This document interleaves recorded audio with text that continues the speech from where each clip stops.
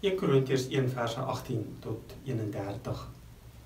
Paulus redeneer hier dat dit wat vir die wêreld onsinnig is, dit wat vir die wêreld nie sin maak nie, is juis die ding wat God gebruik om te red.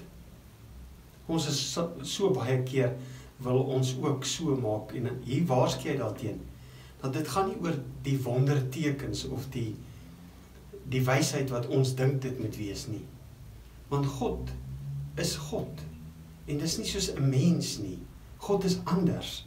Daarom sê hy dan in vers 18, die boodskap van die kruis van Christus is wel onsin vir die wat verlore gaan, maar vir ons wat gered word, is dit die krag van God.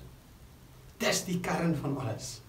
In hierdie week voor Goeie Vrydag is dit juist die kern van dit alles. Die evangelie, die boodskap van wat Christus aan die kruis doen, is die kern van alles.